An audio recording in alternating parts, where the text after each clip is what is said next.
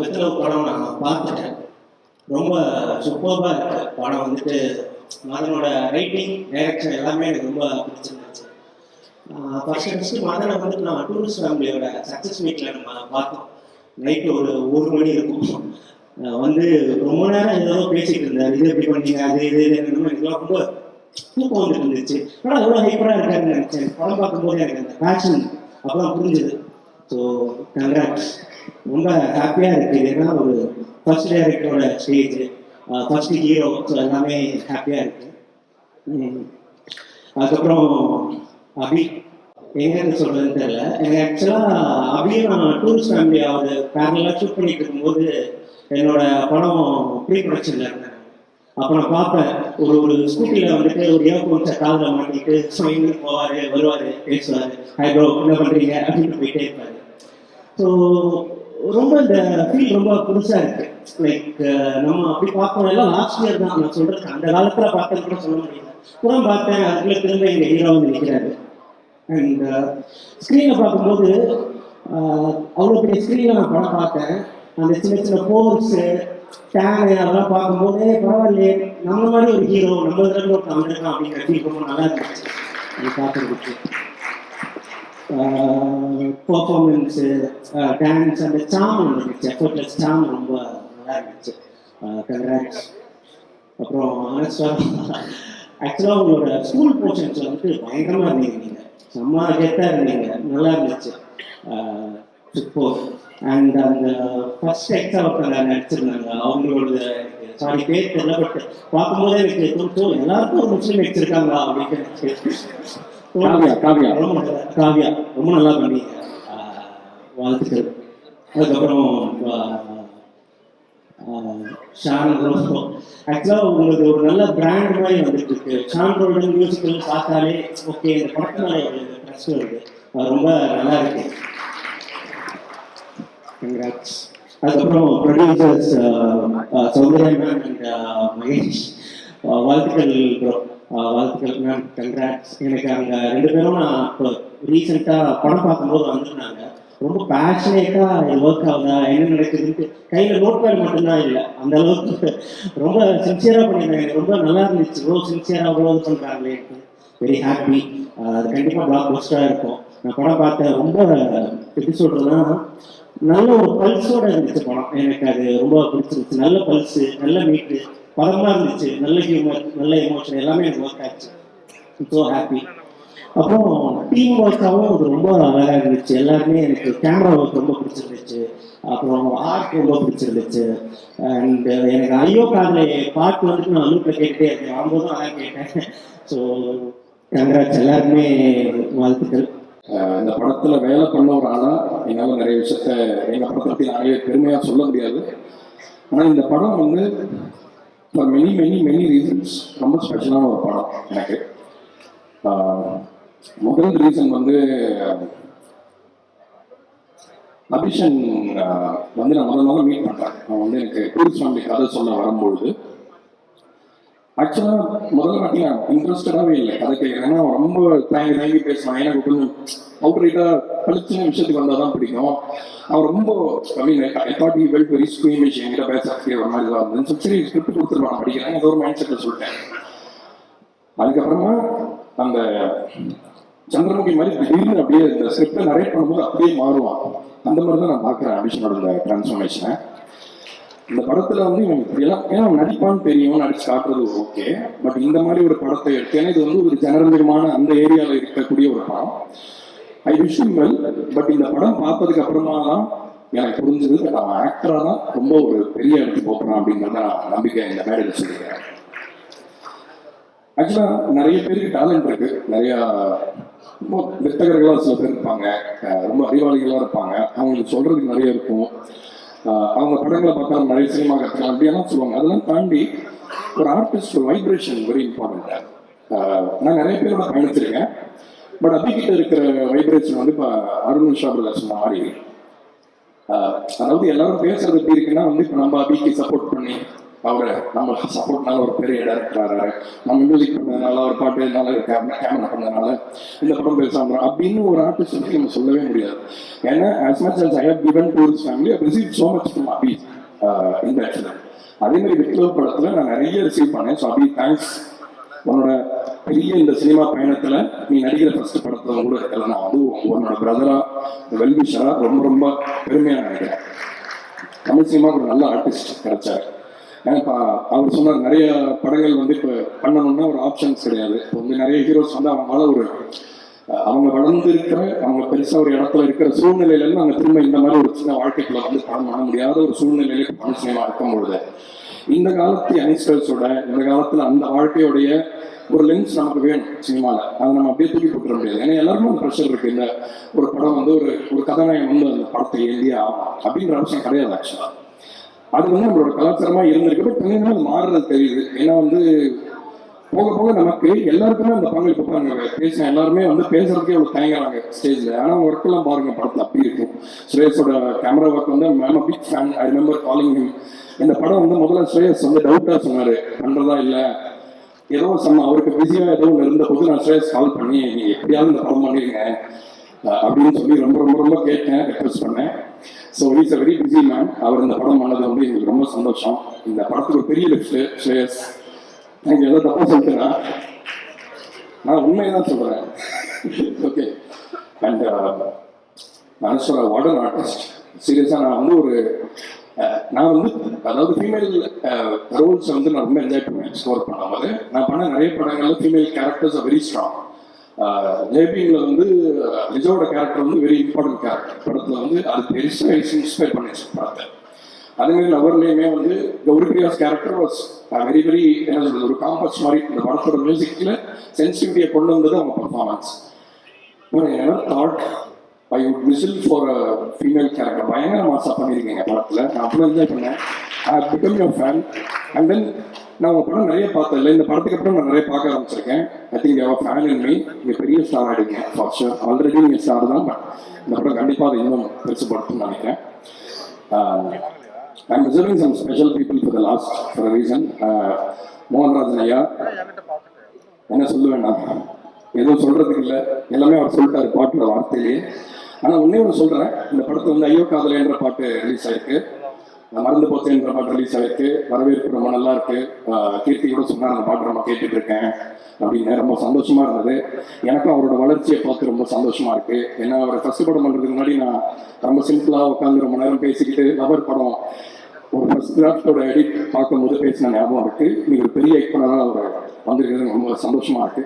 ரொம்ப நம்மளோட எல்லாரும் ஃப்ரெண்ட்லியா இருக்கிறவங்க, சினிமாக்காகவே பிரீத் பண்றவங்க வந்து ஜெயிக்கிறத பார்க்கும்போது நமக்கு பர்சனலாக ஒரு ஹாப்பியா இருக்கு. ஸோ நானும் அவரும் நிறைய பாட்டு பண்ணியிருக்கோம். அதில் சில பாட்டு நான் பாடியிருக்கேன், சில பாட்டு நிறைய பேர் பாடியிருக்காங்க. இருந்தாலும் ஒன்று மிஸ் ஆகிட்டே இருந்தது. தலைவன் யுவன் சார் வச்சு ஒரு பாட்டு நமக்கு பிடிச்ச அந்த பாட்டு ஒன்று பண்ண முடியல. எனக்கு குட் ஒரு பாட்டை ட்ரை பண்ணோம், அவர் ரீச் பண்ண முடியல. நான் சொல்றேன், தேன் சுடரை பிடிக்கிறவங்களுக்கு அப்படியே ஒரு இன்னொரு ஃப்ளேவர்ல இந்த பாட்டு ஒன்று இருக்கு. அந்த கிளைமேக்ஸ் பாட்டு அவங்க எல்லாம் சொன்னது. அந்த பாட்டு இன்னும் ரிலீஸ் ஆகலை. யுவன் சார் அவ்வளோ அருமையாக பாடியிருக்காரு. ரொம்ப லாஸ்ட் மினிட் ஆயிடுச்சு, ஆனால் அவ்வளோ பியூட்டிஃபுல்லாக பாடி கொடுத்தாரு. இவரோட கண்டிப்பாக ஷுவராக இந்த வருஷம் மீன்ஸ்ல வந்து வருவார். என்ன ஒரு வருத்தம்னா, எப்பயுமே வேலண்டைன்ஸ் டேயாவே இருந்தாலும் ஏன்டா அப்படி அடிக்கடி நடிக்கிறீங்க போட்டு ரிலீஸ் பண்ற பாட்டெல்லாம். ஸோ எனக்கு ஞாபகம் இருக்கு, தேன் சுடரை பாட்டு ரிலீஸ் ஆனபோது நிறைய மாதிரி ரியாக்ஷன்ஸ் வந்தது.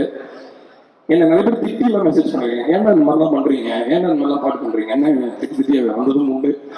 ஆனா ஒரு கலையோடைய ஒரு அழகான விஷயமே என்னன்னா, நம்ம இழிச்சிட்டே எப்ப பாரு பேச முடியாது. எல்லாத்தையும் நவரசங்களும் இருக்கிறது தான் கலை. அந்த நவரசங்களையும் நம்ம வெளிப்படுத்தும் போதுதான் நம்ம முழுமையான கலைஞர் ஆக முடியும்ன்ற அந்த ஒரு நல்ல நோக்கத்துல தான் பண்றோம். யாரையும் வேலண்டைன்ஸ் டே பபிள் பர்ஸ்ட் பண்றதுக்கு அப்படிலாம் பண்ணல. பட் ஆனால் கண்டிப்பா அந்த பாட்டு தான் ரொம்ப பேசப்படுற பாட்டா இருக்கும்னு எனக்கு இப்பவே தெரியுது. அதே மாதிரி மதன் அவன் பேசுவான்னு எனக்கு இந்த நரேஷன் போது தான் தெரியும். அவன் பேசுவான்னு எனக்கு தெரியாது. டூரிஸ்ட் ஃபேமிலியும் சரி, லவர்லையும் சரி, ஐ சா இஸ் எக்ஸ்பீரியன்ஸ். அதாவது ஒரு 2 படத்துல ஆல்ரெடி வேலை பண்ணி அந்த படத்துல சும்மா துணியா துவந்து அவ்வளோ வேலை பார்த்ததோடைய அந்த அனுபவம் வந்து மதனுக்கு இந்த படம் ஹெல்ப்ஃபுல்லாக இருக்குன்னு நினைக்கிறேன். எக்ஸிக்யூட் பண்ணுவாங்க. ஏன்னா ஃபர்ஸ்ட் படத்தோட ப்ரெஷரே சுத்தமாக கிடையாது. It was very clear from day one. எனக்கு இப்படி தான் வேணும். எங்கிட்ட வந்து ரொம்ப நாள் ஆச்சு டேரக்டர் சொல்லி, சார் இந்த ஜாஸ்தியாக நீங்கள் முன்னாடி பண்ணுவீங்களா சார், அந்த மாதிரி ஏன் இப்போ பண்ணுறது இல்லை, அந்த மாதிரி பாட்டு பண்ணலாமா அப்படின்னு சொன்னாங்க. அது வந்து தான் எனக்கு ரொம்ப இதுவாக இருந்தது. ஏன்னா மதன்கிட்ட வந்து என்னன்னா பார்த்தா சில பேருக்கு அவங்க பலமே தெரியாது, அவன் பலம் மற்றவங்களுக்கும் தெரியாது. அபியை பார்த்து பார்த்து அப்படிதான் தோணுச்சு, ஐயோ அவன் பலம்னா எனக்கு தெரிஞ்சிடவே கூடாது அப்படின்னு. ஏன்னா அது தெரியாத வரைக்கும் தான் பியூரிட்டி இருக்கும்.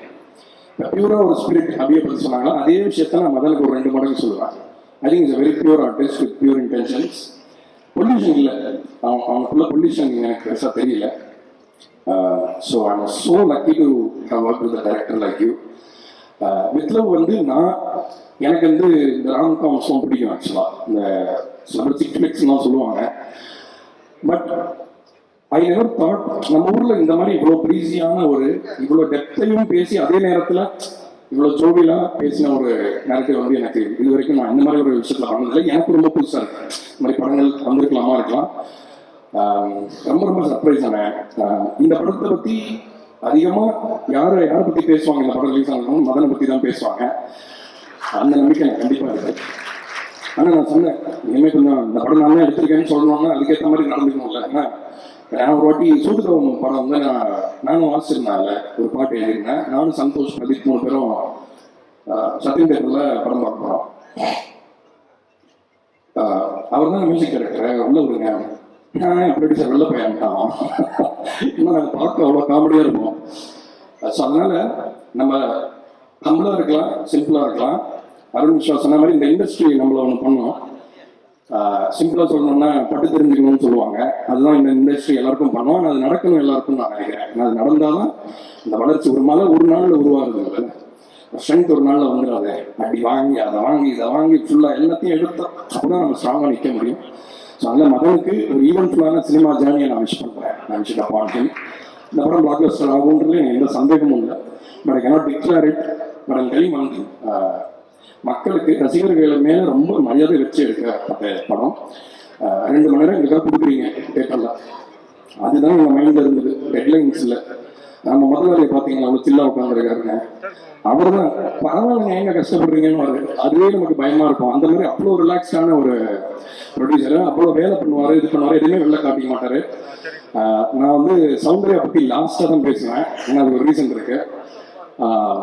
மகேஷ், நான் முதல்ல உங்களை மீட் பண்ணும்போது ஐ நெவர் தாட் நீங்கள் இதெல்லாம் உங்களால் பண்ண. ஏன்னா நான் போஸ்டர் என் வீட்டுக்குள்ள மட்டும்தான் ஒட்டல போஸ்டர், எல்லா இடத்துலையும் போஸ்டர்ஸ், எங்க பார்த்தாலும் வித்துலன்னு யோசிச்சு பாருங்க. ஒரு அபி வந்து ஒரு ஃபேமிலி டைரக்டரா சக்சஸ் கொடுத்தாச்சு, ஆனால் ஒரு ஆக்டரா இன்ட்ரடியூஸ் ஆகும்போது அபிக்காக இதை செய்யணும் அப்படின்ற இன்ட்ரெஸ்ட் எடுத்து தான் மகேஷ் அதையும் பண்றாங்க. அவனோட டேலண்ட் மேலே நம்பிக்கை இருக்கு, மதனோட டேலண்ட் மேலே நம்பிக்கை இருக்கு, அதெல்லாம் ஒரு நம்பிக்கை இருக்கு. ஆனால் ஒரு முதல் படம் ஒருத்தருக்கு இப்படி கொடுத்தா தான் அவங்களை அப்படி பார்க்கணும் இந்த உலகம் அப்படின்னு தெரிந்து அந்த அக்கறையோட செய்யற அந்த நல்ல மனசுக்காகவே இந்த படம் பெருசா ஜெயிக்கணும். நீங்க பயங்கரமா சம்பாதிக்க போறீங்க. அப்புறம் எடிட்டரை பற்றியும் சொன்னோம். அவர் ஃபர்ஸ்ட் படம்னு சொன்னாங்க, சுரேஷ் ரொம்ப அழகாக பண்ணியிருக்கீங்க. எனக்கு ரொம்ப ஹெல்ப்ஃபுல்லாக இருந்தது. என்னோட ஸ்டோரிங் ப்ராசஸ் ரொம்ப அதில் ஒரு பெரிய ஈஸாக நான் உணர்ந்தேன். நீங்கள் எடிட் பண்ணது அவ்வளோ சந்தோஷமாக இருந்தது. நிறைய விட்டுருந்தாலும் நான் மன்னிச்சுக்கிறேன். நான் நிறைய பேர் பற்றி பேசணும் நேரமும் குறைவாக இருக்குன்னு நினைக்கிறேன். I will come to Soundarya அவர்கள். இட் இஸ் என்ன சொல்றது, it is very very not easy to be who she is. நான் சொன்னேன்ல ஹம்பிள் அப்படின்னு. சார் நான் உங்களை ஃபர்ஸ்ட் டைம் மீட் பண்ண போது நாங்கள் பண்ண போகிற அப்போ இருந்த ஏதோ ஒரு ப்ராஜெக்ட், அந்த ப்ராஜெக்ட் இப்படி டேக் ஆஃப். பட் நாங்கள் அதுக்காக மீட் பண்ண போது உண்மையிலேயே நான் ரொம்ப சர்ப்ரைஸ் ஆனேன். அவங்களுக்கு வந்து ஒரு துளி கூட ஒரு ஏர் இல்லை, வேர் ஷி கம்ஸ் ஃப்ரம், அவங்க என்னெல்லாம் அதுக்கு முன்னாடி பண்ணியிருக்காங்க, இது எந்த ஒரு ஏருமே இல்லாமல் I felt like I truly had a friend in this industry. ஒரு ஃப்ரெண்டு அப்படின்னா நம்ம கிட்ட என்ன வேணா சொல்லலாம், நான் என்ன பேசுவேன் அவங்கள்ட்ட, எல்லாத்தையும் அவங்க கேட்டுப்பாங்க, எதுக்கு ரெஸ்பாண்ட் பண்ணாமோ அது பிடிக்கலன்னா கடந்து போயிடுவாங்க. நல்லதாக ஏதாவது சொல்லணும்னா அவங்க கண்டிப்பாக சொல்லுவாங்க. So it's always a friend verse. அவங்க என்ன முதல்ல எனக்கு சொன்னாங்க, நல்லா மியூசிக்லாம் பண்ணுறீங்க, பார்த்தா கொஞ்சம் நல்லா ரிஃப்ளெக்ட் ஆகணும்ல, நம்ம ஒர்க்கை வந்து நம்ம அப்பியரன்ஸ் ரிஃப்ளெக்ட் பண்ணணும் அப்படின்ற அட்வைஸ் எனக்கு கொடுத்தாங்க. சொன்னவங்க ஒரு மாதிரி இருந்தது. பட் அந்த அட்வைஸ் எனக்கு ரொம்ப ஹெல்ப்ஃபுல்லாக இருந்திருக்கு. She's always a very very personal friend, well wisher. நான் எப்போ வளர்ந்தாலும் எனக்கு சந்தோஷப்படுற ஒரு ஆர்டிஸ்ட் அவங்க. நான் ரொம்ப சந்தோஷப்படுறேன் அவங்களோட திரும்ப அசோசியேட் ஆகிறதுக்கு. திரும்ப ஒரு போஸ்டரில் என்னோட பேரும் அவங்க பேரும் ஒன்றா இருக்கிறது நான் பெருமையாக நினைக்கிறேன். It's just starting of a journey. நம்ம நிறைய விஷயங்கள் பண்ண போகிறோம். I am so proud of what all you have endured, how much you have taken in, and where you stand, and I'm so proud as a friend and a brother to you. So கடைசியாக அவங்க காவியா பற்றி பேசாமல் இருக்க முடியாது. நேற்று தான் அந்த Q night அது ரொம்ப ப்ரெஷர் ஆகிடுச்சு. ஏதோ ஒன்று கொடுத்துட்டேன், மதன் ஓகேன்னு சொல்லிட்டு போயிட்டாரு. அந்த சீனை திரும்ப பார்த்தேன் நைட்டு, கண்ணெல்லாம் அப்படி என்னால் ஐ குடன்ட் டேக். அதுதான் வந்து one of the best return scenes நினைக்கிறேன் நானுமே. நான் தமிழ் சினிமா அப்படி ஒரு சீன் நான் பார்த்ததில்லை. அந்த சீனோட டெம்போவை டிசைட் பண்ணதே எனக்கு அவ்வளோ பெரிய ரொம்ப டேரிங்காக இருந்தது. ஏன்னா சில பேர் பேசும்போது என்ன பண்ணுவாங்க, கொஞ்ச நேரம் அப்படி ஒரு வார்த்தை விட்டுட்டு இன்னொரு வார்த்தை கேப் விட்டு பேசுவாங்க. ரொம்ப ஆளுமை இருக்கிறவங்க பாருங்க அப்படிதான் பேசுவாங்க. ஆனால் ரொம்ப ஆங்ஷியஸாக இருக்கிறாங்க, ஐயோ நமக்கு இவங்க உடனே ரெஸ்பாண்ட் பண்ணிடணும். ஏன்னா சினிமா அங்கே தான் இருக்குன்னு நினைக்கிறேன். ரெஸ்ட்லிஸ்டாக படம் பார்க்குறாங்களே, ஐயோ போட்டுருங்க ஏதாவது பிளேட்டில் போட்டுருங்க பிளேட் ஃபுல்லாக இருக்கணும். எவ்வளோ சாப்பிட்றது, எல்லாத்தையும் அளவுன்னு ஒன்று இருக்கு இல்லையா? ஸோ ஃபஸ்ட்டு படம் பண்ணுறாரு, ஜனரஞ்சமான ஏரியாவில் இருக்குது, எல்லாம் இருக்குது. டேரக்டருக்குன்னு ஒரு இடம் வேணாமா படத்தில்? டேரக்டர்ஸோட இண்டஸ்ட்ரி தானே இது. இந்த மாதிரி ஆர்டிஸ்ட்டை பில்ட் பண்ணது யாரு? நீங்கள் ஒரு சூப்பர் ஸ்டார் நம்ம இண்டஸ்ட்ரியில் இருக்காருன்னா டேரக்டர் தானே காரணம். அவர் ஏதோ பார்த்துருப்பார்ல, ஓ இந்த கண்ணில் ஏதோ இருக்குது, இங்கே ஒரு பவர் இருக்குப்பா அப்படின்னு ஒரு டேரக்டர் தான் சொல்கிறான். ஆனால் இன்னைக்கு டேரக்டர்ஸ் என்ன ஆக்கப்படுறாங்கன்னா எல்லா பொறுப்பையும் அவன் தலைமையில் கொடுத்து, இல்லைங்க இதுக்கு அதுக்கு இதை பண்ண அது பண்ணுன்னு சொல்கிறாங்க. ஆனால் I know you have written it for yourself. அந்த சீன் மட்டும் நீங்கள் தேட்டரில் பாருங்க, ஒரு சீன் இருக்கு இன்வால்விங் காவியா அண்ட் அபி. அது தனக்காக ஒருத்தன் எழுதணும், அதையும் கலைஞர் விட்டு கொடுத்துட்டாங்க. என்ன மானம் கிடையாது, மரியாதை கிடையாது, எல்லாத்தையும் விட்டுருந்தோம். நமக்கு இருக்கிற லாஸ்டா ஒன்னே ஒன்று உணர்ச்சி, அதை விடக்கூடாது. எப்பேற்பட்ட படைப்பா இருந்தாலும், எவ்வளவு கமர்ஷியல் படமா இருந்தாலும் நமக்கான ஒரு விஷயம் அதை இருக்கணும். ஒரு நிமிஷமாவது நமக்காக இருக்கணும். நம்ம படம் பாரு. ஸோ அதனால அதுதான் நான் ரொம்ப அப்ரிஷியேட் பண்றேன். ஏன்னா ஒரு டைரக்டரா ஒரு மாதிரி பிரச்சனை இருந்திருக்கும், எல்லாருக்குமே இருக்கு, எல்லாருக்கும் ஒரு பொறுப்பு இருக்கு. இது பெரிய பொருளாதார செலவு இருக்கு இந்த படத்துல அப்படி இருக்கு. ஆனா அந்த சீனை நம்பி நான் இதை 2 நிமிஷம் வைப்பேன் அப்படின்னு சொல்லி எழுதுனது எனக்கு ரொம்ப ப்ரௌடா இருந்துச்சு.